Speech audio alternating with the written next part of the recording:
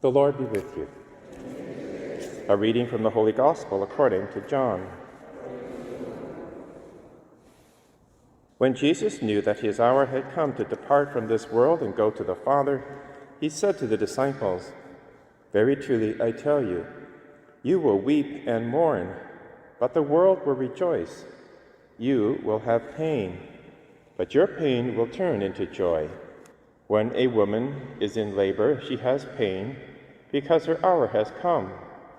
But when her child is born, she no longer remembers the anguish because of the joy of having brought a human being into the world. So you have pain now, but I will see you again, and your hearts will rejoice, and no one will take your joy from you. On that day you will ask nothing of me.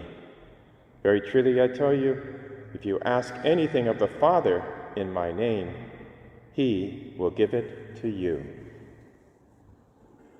The Gospel of the Lord.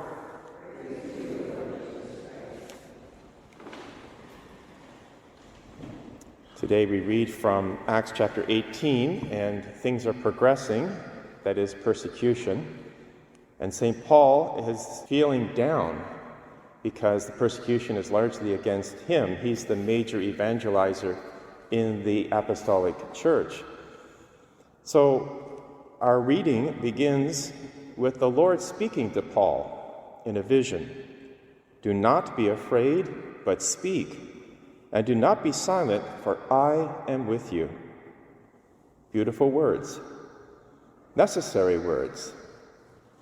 In fact, that phrase, "I will be with you," is a constant repeated phrase throughout the entire scriptures, because those who stand up for the Lord are often persecuted, or at least have doubts about their own ability.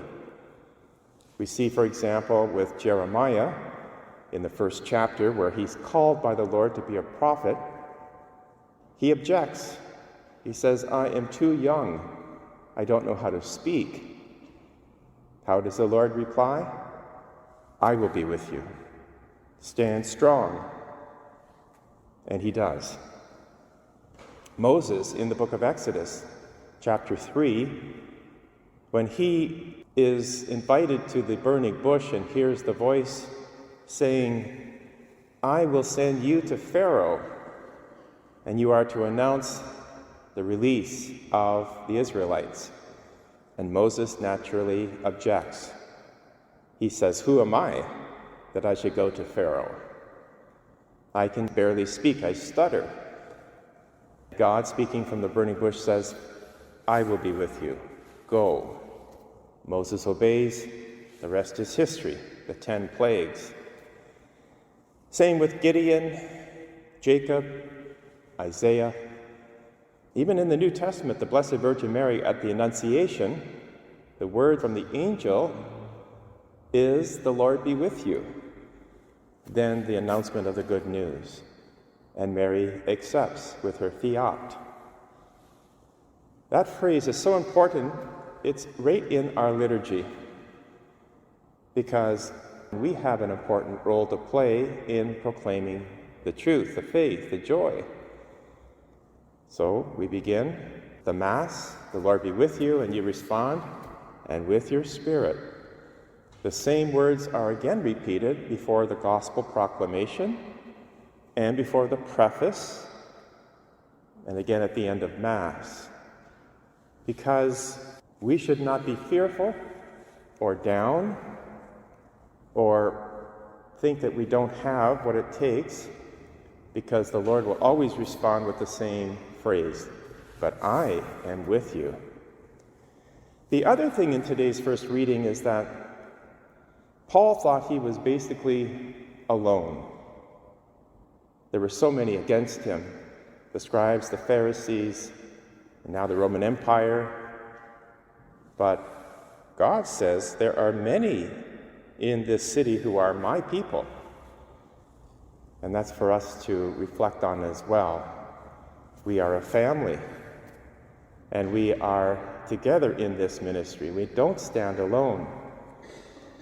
Again, this is so important in the Old Testament, because remember when the prophet Elijah was confronting the 450 prophets of Baal, he basically told the people, decide who you're going to follow. They were silent because they were fluctuating. They were not sure. And then the prophet laments, I am alone. I'm left alone, a prophet of the Lord.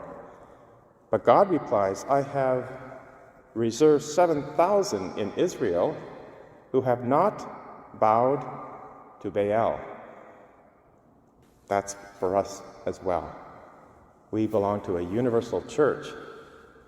Finally, when the king of Israel complained to God that he was vastly outnumbered by the enemy, the prophet Elisha prayed, and God opened the eyes of the king's servant to see a vast army of angels. We have that help as well. The angels and the saints pray for us. So with that, let us continue joyfully and boldly with our mission. And always hear the words at the beginning of Mass and throughout. The Lord be with you. Let us take that into our hearts. And every time we get doubtful or dark or think this is all coming apart, those words are meant to encourage us. We are together. We are a family. We are strong in the Lord.